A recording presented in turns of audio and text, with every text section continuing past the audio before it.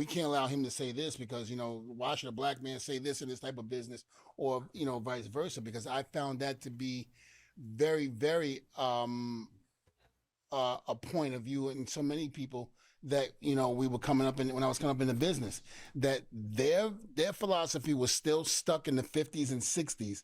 A black man should never say anything because of the fact that he's black and you're in a white man's business. But let me Damn, that's crazy. ask you this. Hold on. Do you think from the first day that we ever got together that we ever experienced or you ever experienced racism? No, I didn't experience it when we were together because of the fact that when we got together, we were in ECW. And in ECW, I did not experience it. I experienced ECW had a collection of interesting characters, and I'm surprised that didn't show up, but there you go. He didn't experience racism in ECW, which is where the Dudleys began making their mark. it in WWE. I experienced it with certain top officials who I don't really want to go and say any names because I feel. Say names. Say names. Well, This guy's chaos. Yo, Bubba Ray Dudley is like, nope, just say it. Say it. Anyway. I'm just going to say it like this, I didn't wear a 10-gallon hat or anything, but my point was, when a person. Go Sooners! Yeah, but when a. So, 10-gallon hat and Maven did the most horrible imitation of, it's obviously they're talking about JR. A person comes up to you and tells you that they don't like you because of the color of your skin, and you're sitting up there going, wow, really? We're in 1999. It was 99. Because, 99 when they transitioned to WWE during the middle to late Attitude Era. It was the whole time they were there. If you guys remember, it's when they were throwing people through tables, especially a very old Mae Young. And you're still coming to me and saying crap like this? There were certain people in that organization in that time that felt that I should not have said anything. Yo, me and Devon got nice shaped heads. Look at this. Yo, if Bubba Ray shaved his head, he might have looked like me. Just saying. Who had power to basically bury me if need be, just because I might have stood up for what I. Yeah, look at that. Maybe I should dress up as Bubba Ray. Cosplay as Bubba Ray one day. Felt was right. Bubba, did you ever notice any racism, or did you ever feel like you had to protect him? Yes. Once. Only once. And that's why I asked him, like, have you ever experienced since we were together? And now that he brings up this incident that I know he's talking about, yes, I did experience firsthand. And I think if I wasn't there to actually physically grab him by his wrist and hold him back, that something could have happened. So yes, I did experience it with him once. Getting back to your about the original question about why the leadership role, right? Devon was trained by Johnny Rodz, and Johnny was an amazing professional wrestler, very accomplished in the ring. Anyway, this story didn't start with an accusation. It didn't start with a denial, and it didn't start with a name. It started originally on Duke Loves Wrestling, but in October 2025, Devon Dudley spoke publicly about a racist remark made towards him during the Attitude Era. He didn't name who said it, he didn't point fingers, he framed it as something he had forgiven, but never forgotten. Then, the story moved to Maven's YouTube channel, Maven Huffman, where Devon added detail. Still no name, just a reference to a 10-gallon hat wearing official. Months later, Devon finally confirmed who he was talking about. It was Jim Ross. JR says it's absurd. So he eventually responded, which is what this video I have right here is them reacting to him responding. Devon says witnesses were there. Maven, as you can see, stays involved. Other wrestlers have quietly echoed similar discomfort, and now the wrestling internet has done what it always does. pick teams before understanding the timeline. So today, we slow this all the way down, not to cancel anyone, not to defend anyone, but to answer one question, honestly. Why do we actually know? What do we actually know? And what do we just feel? Welcome to the Tea Drop. I'm Arrow. Strong brew, no soft behavior. Let's talk about the Devon Dudley and the Jim Ross controversy with the full context, not hot takes. This controversy lives at the intersection of race, memory, power, and legacy, which makes it uncomfortable, emotional, and incredibly easy to mishandle. Devon is making a specific claim about how he was treated. Jim Ross is issuing a firm denial and says he has no recollection, and fans are treating a real world allegation like a wrestling storyline. This video does three things only. First, it lays out the full origin and timeline. Second, it separates claims for confirmation. Third, it explains why this exploded now. Not 25 years ago. No verdicts, no pylon, just standards. Anyway. So let's backtrack a bit. The first public version of the story appeared on Duke Loves Wrestling in October 2025. Devon talks about racist remarks made towards him during the Attitude Era. He does not name Jim Ross. He does not name anyone. He says he has forgiven the situation, but that it still affected him. That matters, because this did not begin as a call out, it began as a reflection. Later, Devon appears on Maven's YouTube channel, which they collaborated together. Here, the story gains texture. Devon referenced a 10-gallon hat wearing official. The implication is clearer, but the name is still not said. This is where audience start connecting the dots, but Devon still isn't pointing a finger. In subsequent interviews, Devon confirms the official he was referring to was Jim Ross. This is where the conversation fundamentally changes, because Devon adds that Maven was present and that Bubba Ray Dudley was present during at least one of the incidents. Meaning, in Devon's telling, this was not a private one-on-one exchange. Once witnesses enter the story, the stake changes.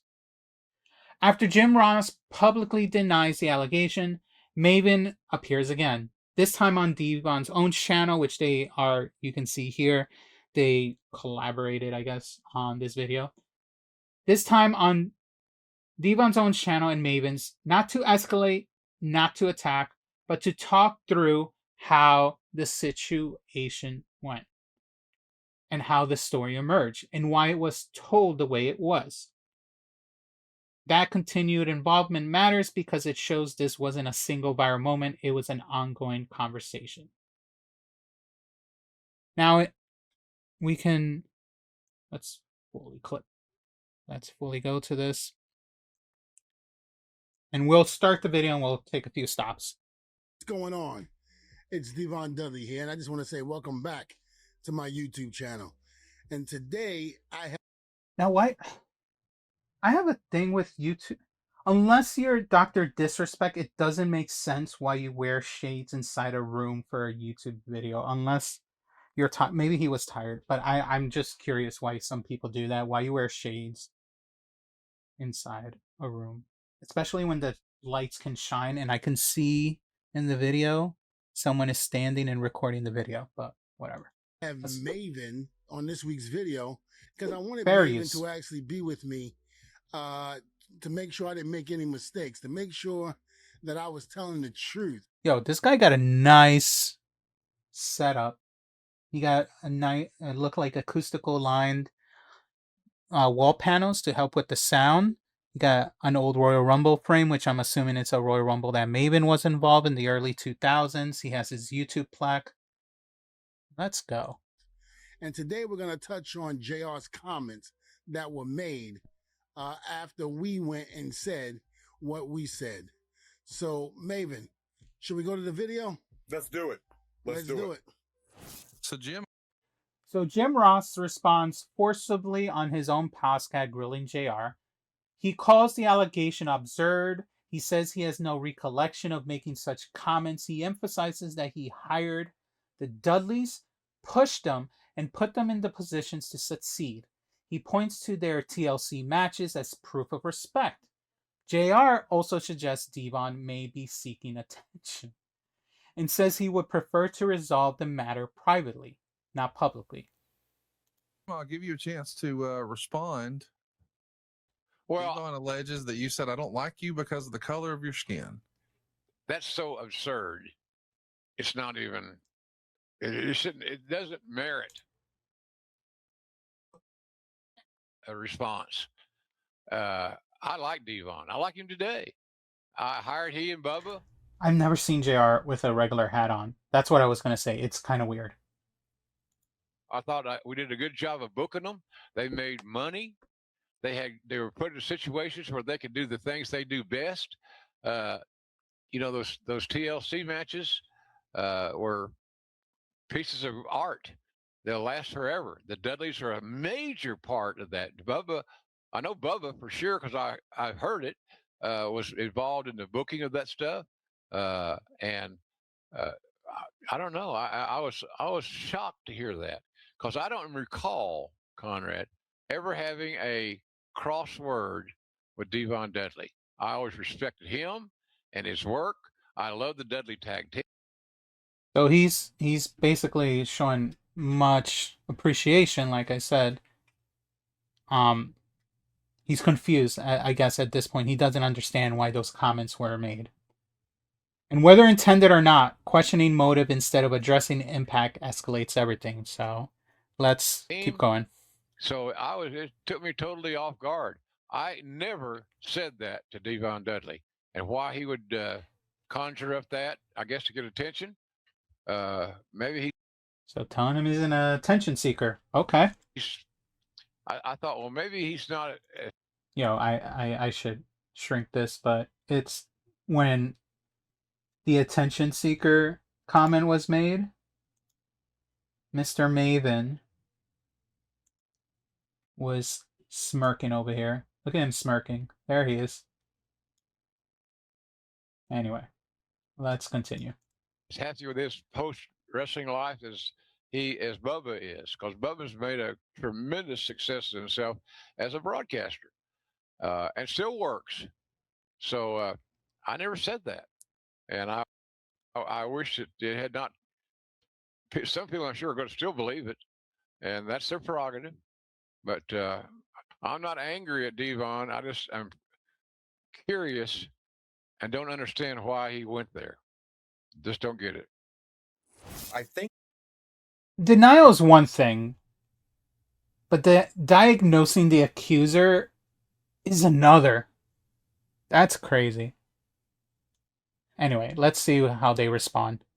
what caught me off guard was him stating, because it's not the argument I think he thinks it is. When he says, well, I like Devon, I booked them. They made money off me. That's not the argument he thinks it is, because newsflash, good old JR, when Devon makes money, you make money. Facts.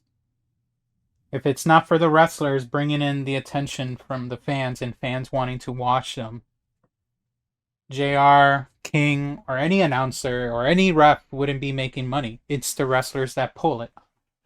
They get the attention. Obviously, the bookers make the shows, but anyway.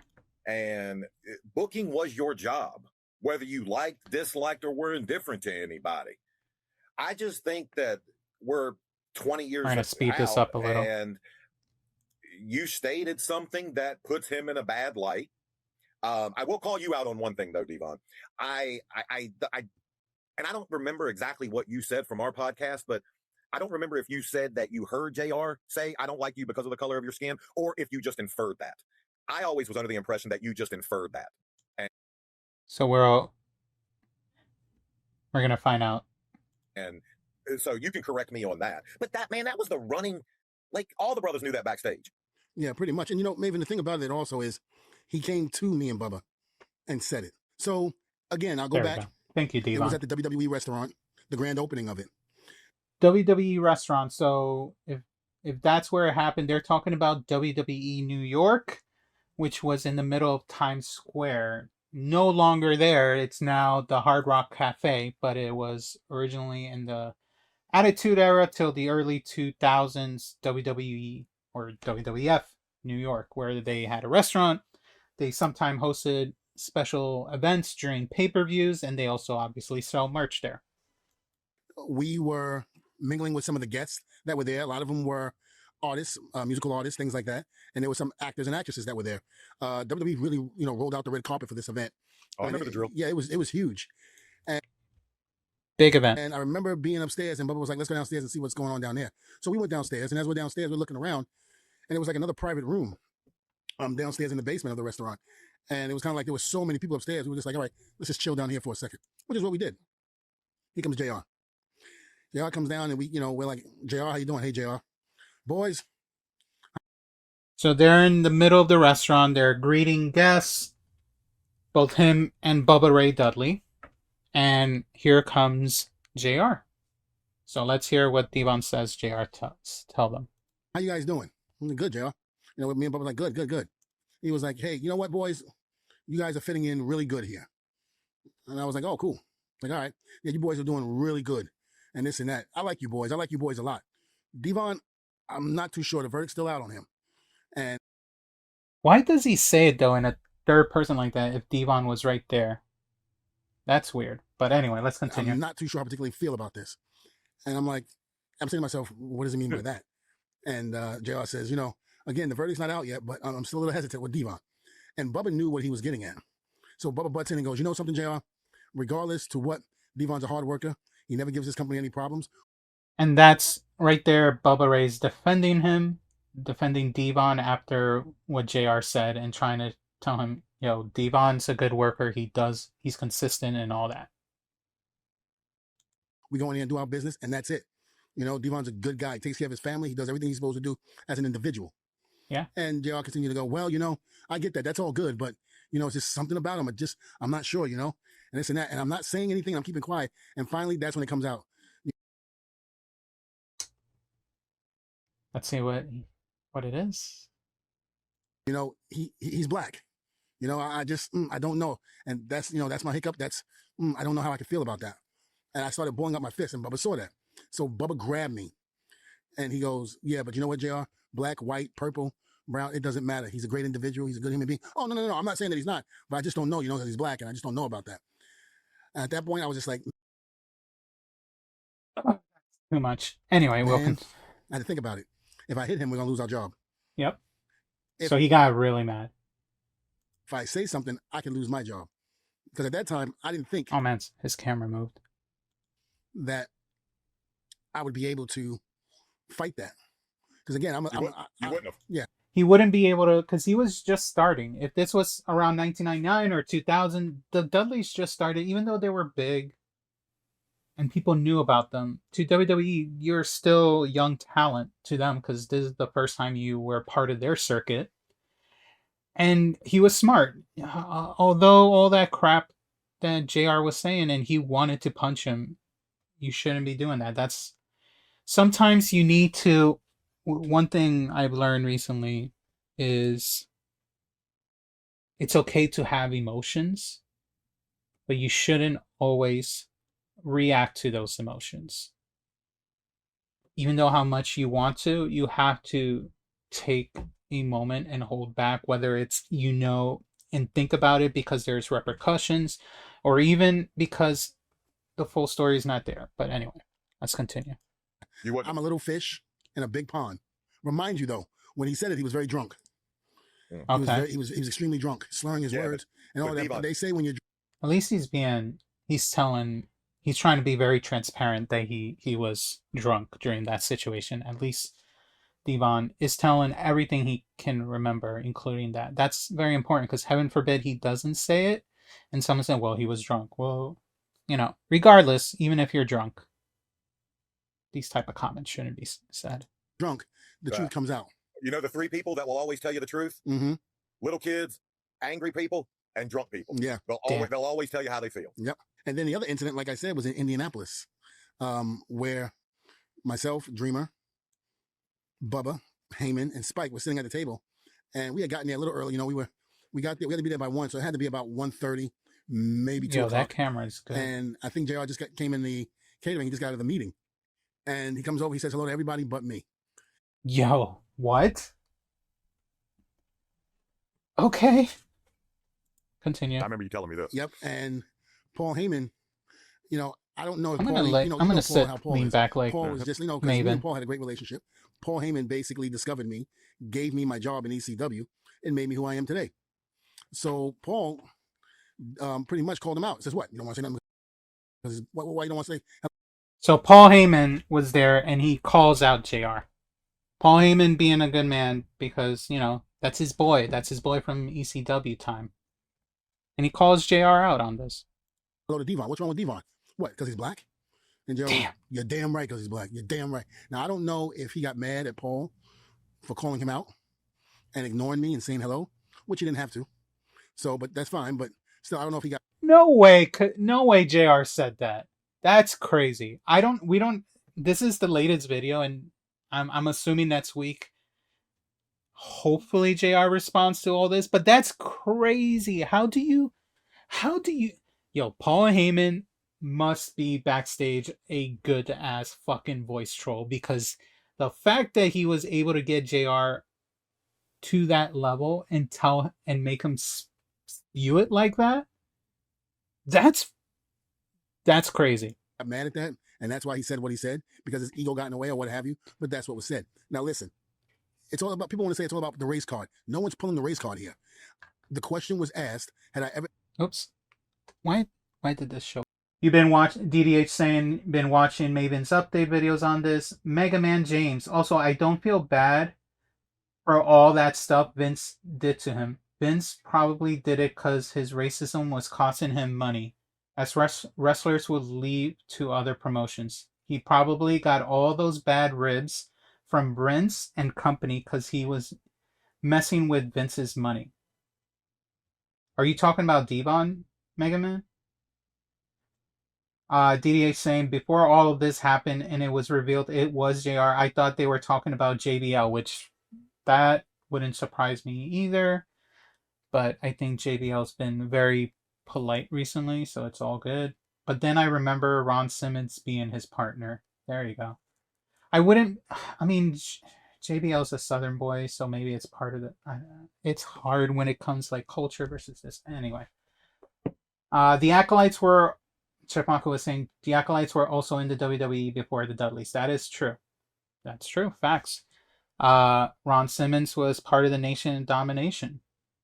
We are the Nation of Domination.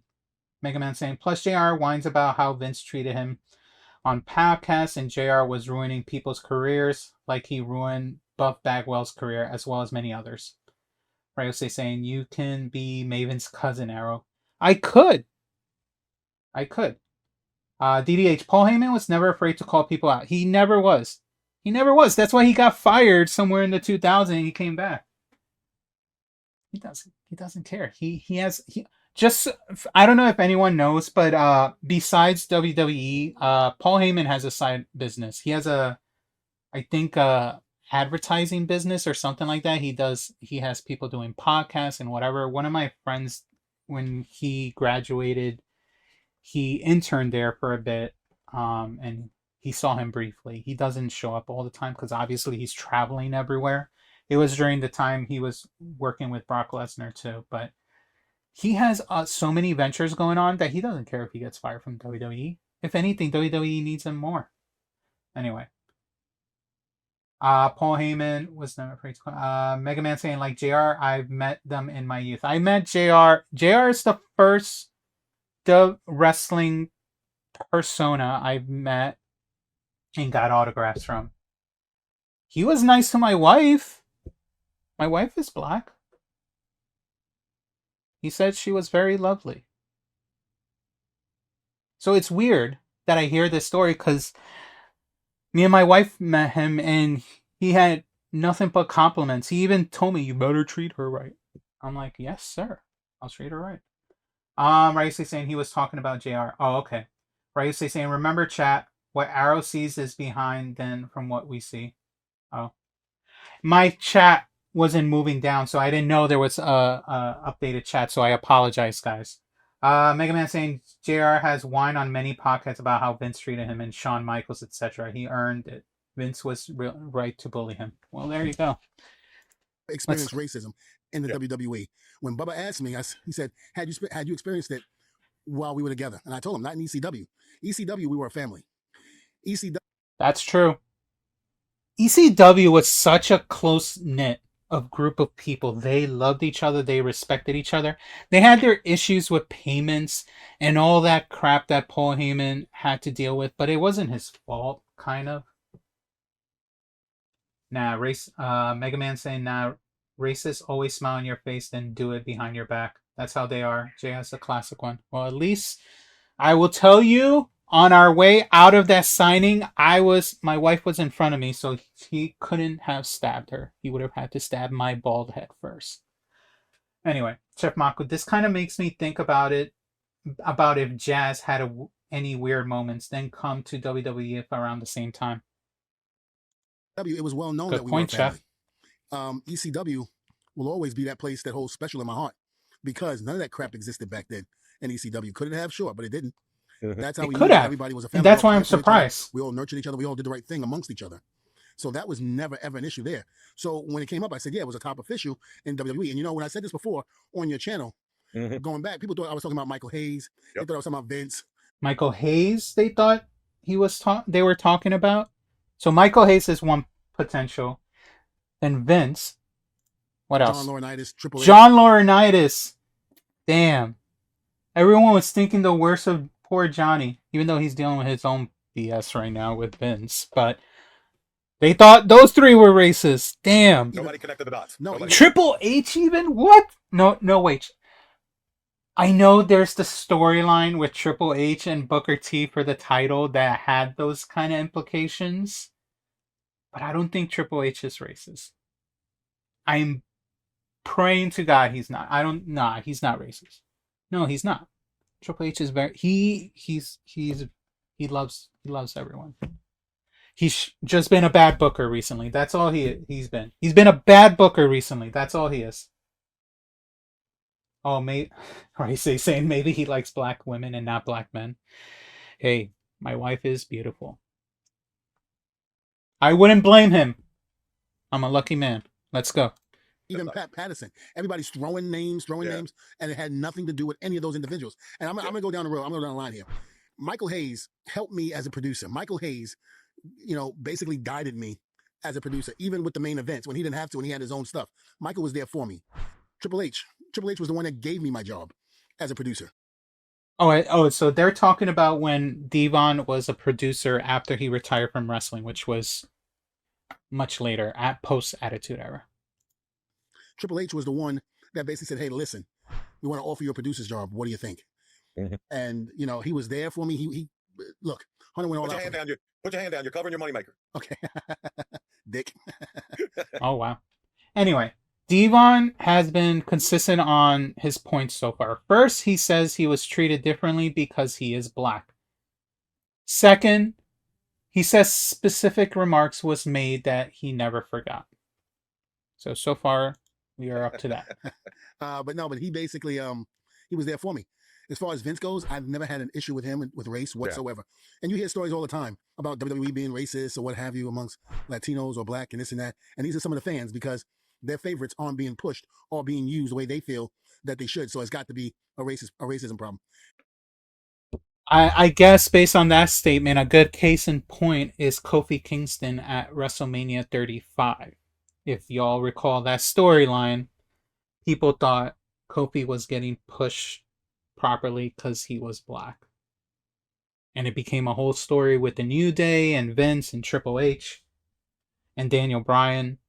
That was the thing. Mega Man saying, crazy to think and find out WCW NWO time wasn't racial about money. The locker room was closed. ECW was close as heck. And WWE, all this BS racism wrestlers being forced due to sex acts. Hey man, WWE is Yet they're the one making all the money right now. Mega Man's also saying like Vince wasn't that the bad guy. He was keeping all these weirdos in line. Vince kept WWE afloat while doing all these other things. Kofi got screwed. Kofi got screwed by Brock. Brock Lesnar is officially the black champion taker, meaning every time there's a black male champion, the person that takes off the belt from them is Brock Lesnar. Kofi, Bobby Lashley, Big E. Those are the three recent. I really hope Carmelo Hayes doesn't get the belt because you know what's going to happen next. Hopefully not. I'm joking about that, but you never know. Let's continue. Me working behind the scenes, I realized that it had nothing to do with race. It had everything to do with the person getting over and making it. And as far as Laurinaitis goes, Laurinaitis, a lot of people had issues with Johnny. Nobody liked Johnny. Nobody likes Johnny. Anyway, he lost the belt in one day, I recall. That was BS. No, Kofi didn't lose the belt in one day. He won the belt at WrestleMania 35, and he held it all the way till September when SmackDown premiered on Fox. So unless are you talking about someone else? Because I don't remember the timeline of Bobby or Big E, because COVID was a bitch. But anyway. And, I even had a problem with Johnny. When we left in 2005, we were negotiating our contract with John Laurinaitis. And I remember going back and forth because they wanted us to take a pay cut. And we said no. But this is when they were getting rid of all of the Attitude Era guys and bringing in that new era. And I basically pretty much said, we said no, we didn't want to take a pay cut. So we kept going back and forth on numbers. And then one night stand, ECW, one night stand. We get to the building, and this is one of the rare occasions when Vince used to come out to the ring before the doors open to see how talent was putting their matches together. He comes up Okay, one night stand. I'm assuming it's the first one to me and Bubba, and he goes, "How's that everything going?" WWE did. And we were like, "Oh, it's going good. We had a little bit of a standstill, but we would love to have a meeting with you if possible." So at that point, after talking a little bit with Vince, Vince said, "Let's have the meeting. Let's have you come down to the office and do it. Call my secretary. We will set up the date and stuff and bring you guys in, and we'll discuss everything." He was like, "Okay, fine, not a problem, not an issue." We got a call from the secretary, which the secretary said, "Yeah, July 5th was going to be the." Your contract would have been up by then. No, the contract didn't end until August 24th. Damn, August. Mega Man saying, question, if you could put any of these wrestlers in a movie, who would you pick? Otis, Samoa Joe, Bully Ray, or Top Dollar? His name isn't that anymore in TNA. Samoa Joe has already been doing shows. He's in Twisted Metal on Peacock. Well, he's not doing a movie. He's doing a TV show. Samoa Joe and Bully Ray are probably the best ones to do a movie.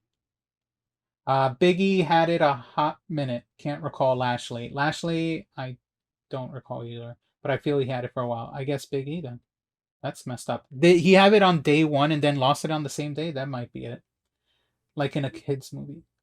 Oh, if it's a kid's movie, then it's Otis. Hands down. Otis. Otis will be crazy. Oh, yeah.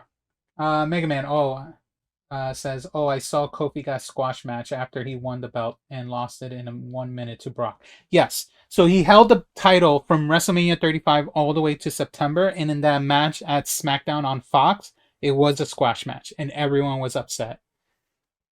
Forever. Then, together, forever. WWE's motto. Well, July 5th is when they let us go. Right. But what they said they all got let go. When we got the phone call after, said the meeting was canceled. And we were like, what the hell? Then Yo, Maven, stop moving your camera. So going into July 5th was when we got that phone call. And that's when they said, someone screenshot we're not going to renegotiate the contract. We're going to let the contract run out. So you'll still be, collecting money and all of that up until August 24th. After that, that's it. We'll just let the contract run out. We were like, okay. When I get muscular, I'm going to wear tight shirts like Maven. It was Laurinaitis that basically sabotaged us in the back because we wouldn't cooperate and take the pay cut. And that so they got let go early because they wouldn't accept the pay cut, and John Laurinaitis apparently stabbed the back. So is he trying to make the point that John Laurinaitis isn't racist, but he is a backstabber? Wasn't the case. I come to find out years later. So what happened was Brock, was in the NFL. All right. With the Minnesota. We're gonna skip all this because it's just him talking about John Laurinaitis. Let's get to the JR portion of this. All right. to get an apology out of JR. You're not trying to get a job. Let's and go he back. said what he said. But again, I forgave him. I don't really Wait. care Hold on. if JR Right here. Oh, is this a Brock coming commercial? in to No. have the meeting where somebody in the office says, let's bump the Dudleys and let's meet with Brock, which I had to go back and apologize to Laurinaitis. And I told him, I said, listen, I'm sorry. I should not have said those things I said to you. If you don't forgive me, I completely understand, but I'm humbly apologizing to you. And he said, no. He was like, Devon, you're fine. He said, let me ask you a question, Devon. If Vince wanted to meet with you too, do you think there's anything that I could have said that would have stopped him from meeting with you guys? And when he said that, I went, damn, he's right. No, because if Vince wanted to have a meeting with you, he would have had the meeting no matter what. Yeah. Because that's, anybody who knows Vince knows Vince. That Yeah. to be true. And then I remember. So it's getting to a point. I'll give Maven this, a mid wrestler from Tough Enough, but he's gonna be the go-to for shoot interviews. That's true. That's a fact. Yeah, John Laurinaitis was Vince Dubois, of course, but Vince never listened to him, so they're making a point that why would John Laurinaitis mess up that meeting with Vince? So it sounds like it wasn't John Laurinaitis that messed it up. Let's continue. Saying in that interview as well, I said, if JR was still booking or head of talent relations, then the Dudley Boys would have still been with the WWE. Because I felt when it came to negotiation, we were clicking, we were right on point. Huh. But with the exception of those comments. Whether he did it because he was drunk and didn't realize what he was saying, because there's been stories about JR that when he gets a little bit too much to drink, he starts going off with the mouth. And maybe that could have been it. I don't know. Also, the thing in Indianapolis with me saying what he said after Paul called him out, could have been his ego getting involved, and he said what he said. But again, I forgave him. I don't really care to see the man in any way, shape, or form down on his luck or anything. I'd rather him get well. Ego is a cruel mistress, and to every man. And as for you stating earlier about using it as a trump card, I think you can only use race as a playable card when you're trying to get something from it. You're not trying to get an apology out of JR. You're not trying to get a job. You're not trying to become JR's emergency contact. You want nothing from him. All you're doing is telling your story. That was it. And you're answering a question. Like I said, on my channel, I gave JR plenty of reasons to dislike me in the ring. I never noticed anything racially motivated at me. If he didn't like me, it was because I wasn't ready while in the ring. That's it. But I also had veterans like you. I had Big Vis in my ear. I had guys telling me I forgot Maven I forgot Maven was black. Bro. Still that's good on boy me. Network. Just watch yourself. And I believe that. I believe that from just 40 years on Earth, and now 49 years on Earth. I know how people are. I know how people act. I know how people's mentality is based. A lot of that can be from their socioeconomic background or their geographical background, where they grow up. Mm-hmm. Does that mean I'm going to look down on them forever? No, I'm just going to adjust myself accordingly and always keep in the back of my mind. I know what you're really thinking. We're gonna get to this part. And again, I have no ill feelings for this man, but don't sit there and try to bury me and try to make me look stupid when you were the one that did and said what you said. Hey, everybody, this video is brought to you. So first he says he was treated differently, like I said, because he's black. Second, he says specific remarks were made that he never forgot. And now third, he is saying that he did not respond in the moment because he feared losing his job early in his WWE run, obviously. He also said he holds no ill will towards Jim Ross, but he does not want to be dismissed or made look foolish for speaking about it now. So that's a distinction that matters. But let's move through this commercial. We don't need to know about Blue Chews. Why is it that every not WWE wrestling podcaster or whatever, their go-to freaking commercial thing is Blue Chew? That is crazy. Is Blue Chew Blue Chew is like all wrestling fans need Blue Chew because you need to get it up.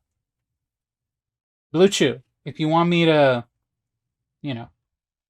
call me, but you got to give me some stuff like money. I don't need Blue Chew. Anyway, let's continue. from 30 years ago is a different man than sits in front of you today. I've learned two things. One, to be more understanding of people that might not look and be from where I'm from, and how to make better barbecue sauce. If he would have said that, he doesn't have to fully come out and admit what he did, but maybe even add a little joke in there. Problem solved. And I guarantee you, as quickly as this news cycle moves through, it would have been forgotten about. If anything, he lit a match and threw it on an inferno that did not need an extra brush fire. You made it clear on my channel over a year ago when you were bringing up the story without saying JR's name.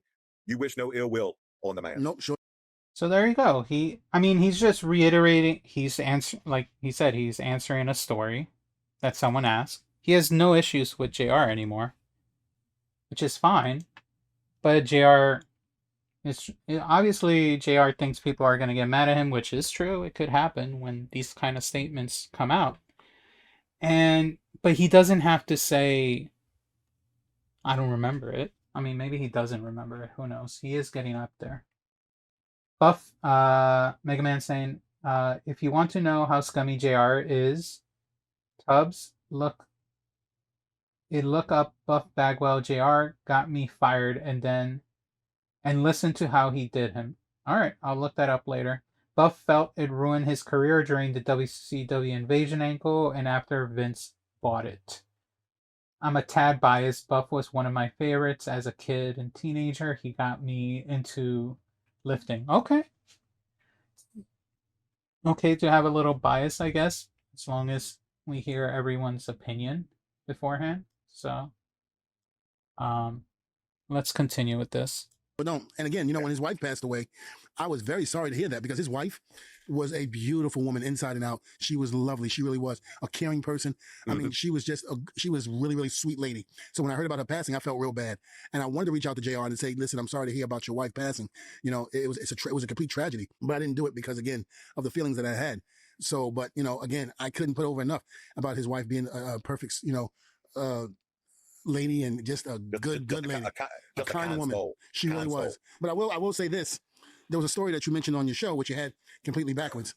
So he's been very positive about JR so far. Besides those few old stories, he's still being respectful to him. You're talking about our video that we just put out. Yes, and it's funny. I'm gonna let you correct the story, because again, hey, we were out at that bar that night. I was working. Mm-hmm. So I don't remember exactly how it went down the way you did. Well, it was. Let me just say this: it was you and I and Rosie. Yeah. We found out where Coach and Hurricane and a few of the other boys were at this bar. We go to the bar. We go in there, saying hello to everybody. And it was one of those things where we see Coach. Coach is talking to some women, and I go over and say, "Hey, Coach, how you doing?" And blah blah blah. And the young lady that's standing next to him seems like she got a little attitude. So I'm not even gonna bother with that. Yeah. So I'm solely concentrating on Coach and talking to him. And about 3 minutes go by and I get, excuse me. Yeah. Maybe you need to acknowledge. I thought maybe it was Spanish. There you go. I thought so too. The lady when you see one. And so I said, well, when I see one, I'll acknowledge one. Or maybe Native American even. Like little Native American ancestry. Which I'm sure made her feel good. Oh, yeah. And, Coach just went, oh, boy. Yeah. Well, because he knew what was coming. He knew. And she was just like, you need to learn some manners. I said, I need to learn some manners. I was like, number one, lady, I don't even know you, nor do I care to know you. I didn't say one word to you. Okay, this story has nothing to do with what we're trying to talk about. Apology. All right. We're going to move fast forward to this because... All right. I told you how to work with black people. Yeah. Okay. I deal with African Americans while he was... What? And for him to say that Ernie Ladd taught him how to work and deal with African Americans while he was in certain companies, how to book them, that was like, so Ernie Ladd showed you how to work with black people. Yeah. Okay. I didn't know there was a particular way to work with us. I mean, that's a weird statement to make, right? Like, why is there a separate book how to work with a certain race of wrestlers? Shouldn't it be the same? Now, if there's a book to how to deal with people that English isn't their first language, that makes sense, because it is tough to work with people like Stephanie Becker, who's mostly knowledge, mostly Spanish, or even Asuka, Io Sky, and Kairi Sane, who just know Japanese. There's a little language barrier, so having a book, I guess, to how to deal with wrestlers or work with wrestlers with a language barrier is a separate thing. But a different race, like how to deal with African Americans or black people, that's crazy. Except treat us like human beings, Yeah. you know, and stop singling us out, you know, when you don't have to. And I'm sorry, Yeah. you want me to ask Junkyard Dog, who's passed away, and I think he might have said Butch Reed. I'm not sure. Junkyard And I Dog. mean, like, Shout you out know, to ask young those three guys, Junkyard Dog. you know, if I'm a racist and this and that. Would have loved to, but neither one of those That gentlemen was are an here now. interesting They character. passed on. Well, I wish poor another one has passed on. Poor Big Vis. I wish Big Vis was still here. Yeah. Because I know he would speak, and I know he would be a third man on the show with us right now. Well, there is And- someone. Yo, there's a lot of people that can speak about this about JR. There is someone else I just learned, and I didn't know it. Truth. I guess made some. Oh, this is another thing. People talking about Truth. Yeah, that's a new one. So as we can see, this is not framed as revenge.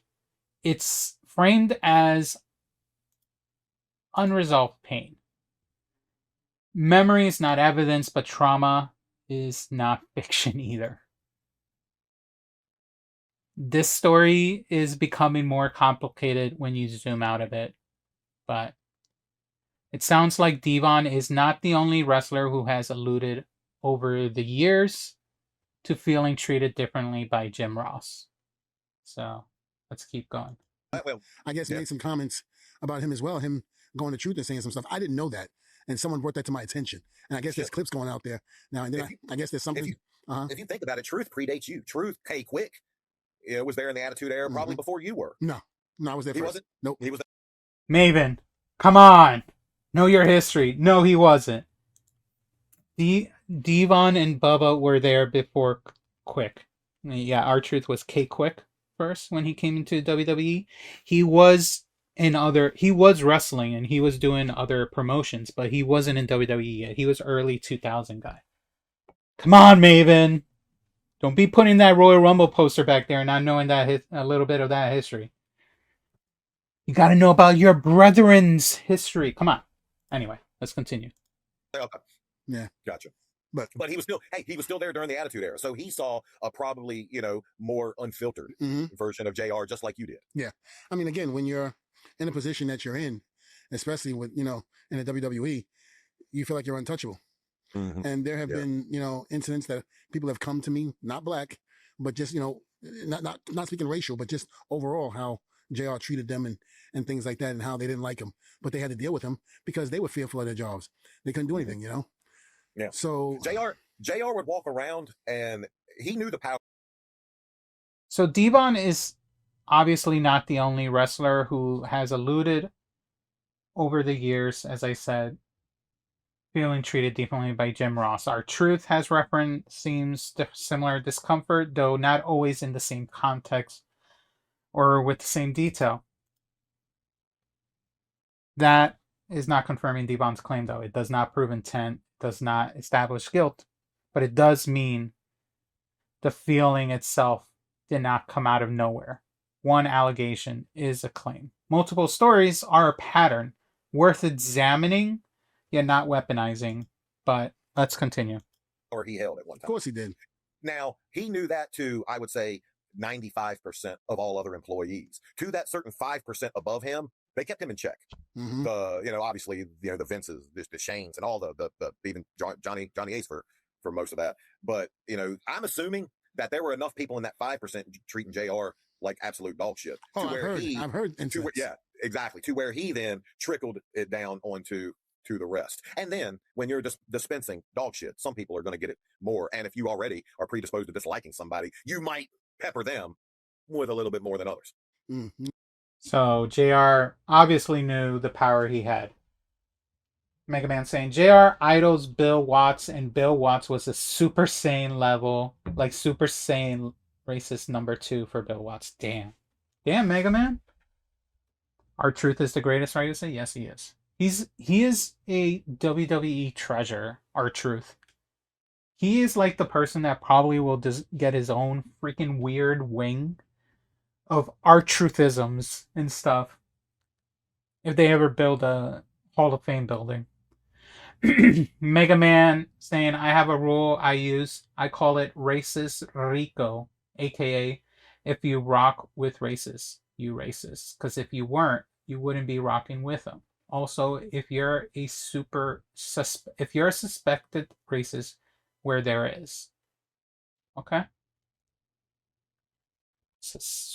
you're a super suspected racist. If you're also if you're a super suspected racist, where there is. Mega Man just dropping knowledge today.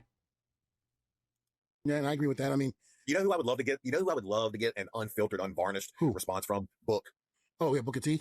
I would love Yeah, to but get him. Booker went on the record saying that JR would never do anything to him or say anything to him. But he goes, but I also know that Devon isn't a liar. Damn. So Booker T stated on record that JR would never say anything to him like that. But he also said that Devon isn't a liar. So I guess JR never said anything to Booker T? Is that what we're getting at? So, he went on record saying that he didn't have any issues with JR and that, he's never had any problems or anything like that. But I also know that Devon isn't a liar. And Devon isn't known to be a liar. I do know that when Vince Russo, who you recently had on and great interview with, by the way, I do know when Vince Russo decided to, it's Book's time, we're going to make him champion. And he got pushback, and people thought, not the way to go. And Vince stood by his guns. Russo stood by his guns. I would love to just go back and hear what JR's thoughts were at that time. Not now looking back on it, looking back at the Hall of Fame career that Book had, but at that time, was he looking from afar and agreeing with making Book the man, or was he just he's not ready? I don't know. I'm not saying that I know the answer. I don't know. I would love to, if I can ever interview Vince Russo, such a polarizing figure by wrestling fans. He is, some people love him, some people hate him. I just think it would just be interesting to hear him talking and just hear his stories. I know he has a lot of negatives and some people have positives for him, but it would be an interesting interview. Saying now we walk through the R-Truth wing of WWE Museum. Please watch out for the confetti.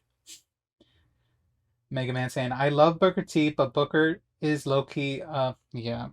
Okay. He is a low-key bootlegger. And I love Harlem Heat. Bootlegger or just someone that wants to make sure he has a secure job? I don't know.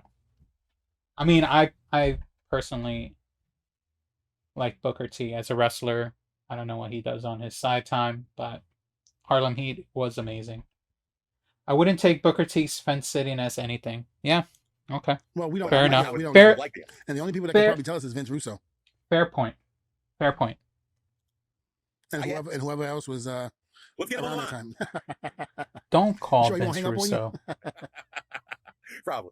You need to get him at the right time. Race is brought up. People think that you guys have an agenda. No agenda. There is no agenda, guys. Listen, no agenda. And I even said I have no ill feelings towards him.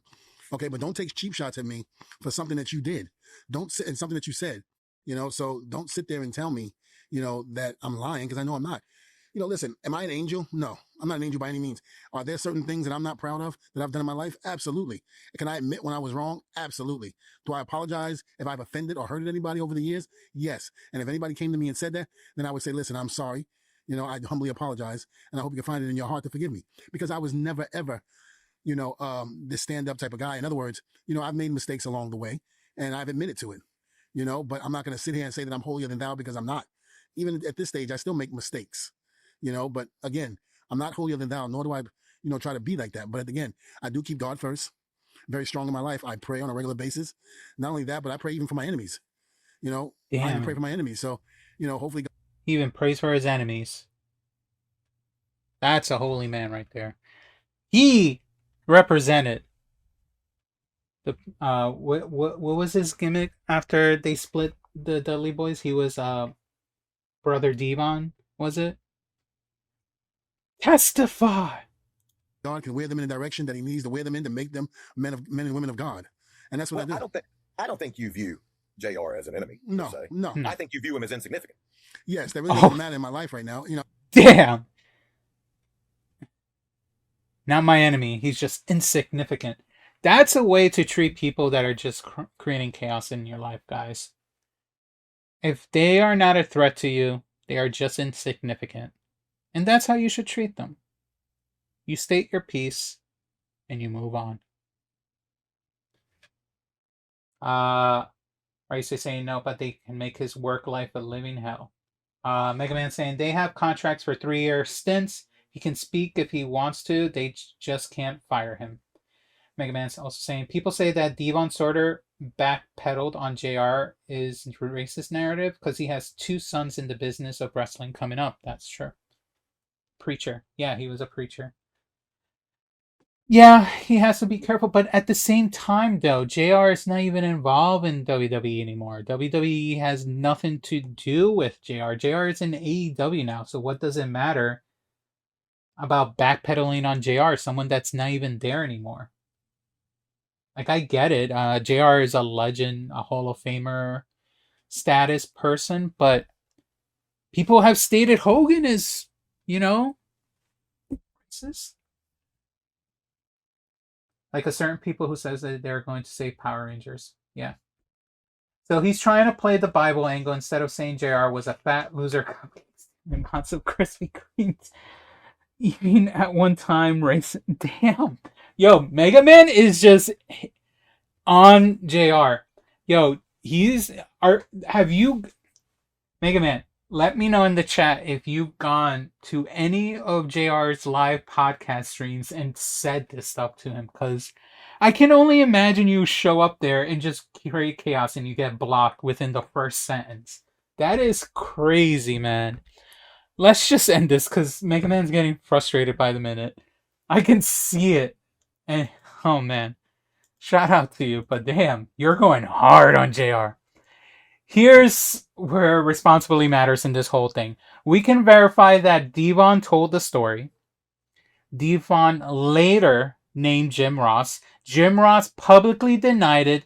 Maven remained involved in the follow-ups, and other wrestlers have expressed similar discomfort. We cannot verify at this time the exact conversation, the exact wording, public corroboration from witnesses yet. People are saying Nisei right now. People are, Devon's saying everything, but is it the full story? We don't know because no one has backed it up. So this remains unsolved, not debunked, not confirmed. Corroboration does not mean cancellation. It means clarity. This story, though, is exploding now for 4 reasons. First, wrestling was built on silence. At least back in the day it was.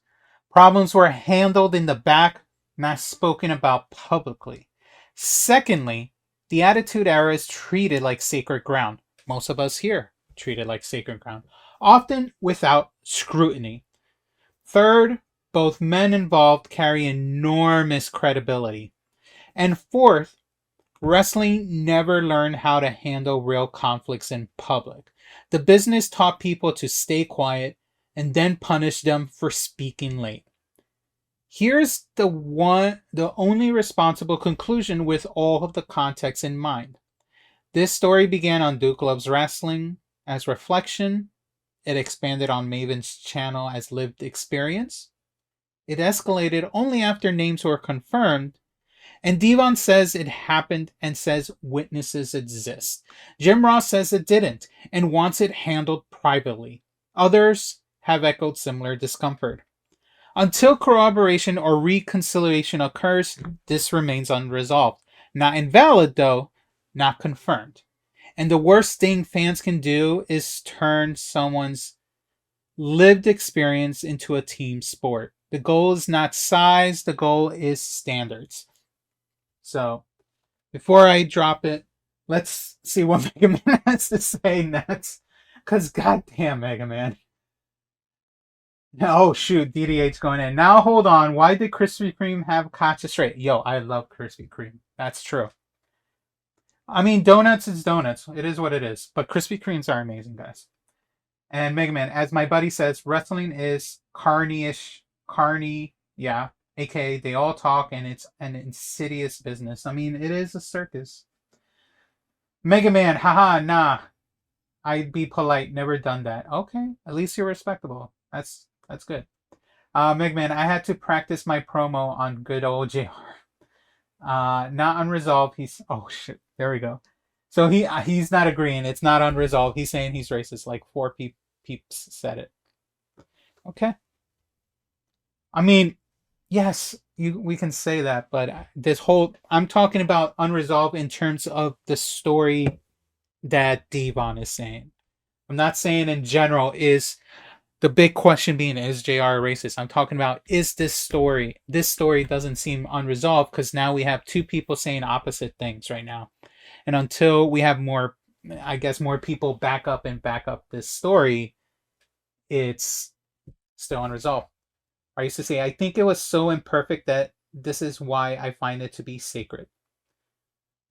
Racist Rico, like a drug Rico. If you know someone that did it, part of it at the table for a crime, you are changed with the crime as well. There we go. On that note, this has been the Tea Drop Strong Brew. No soft behavior. If you want updates as this develops, stay tuned. I'm sure we'll talk about this again. Let me know what you think in the comments. Like the video. Share with your friends. Get your information out there. I'll catch you on the next drop.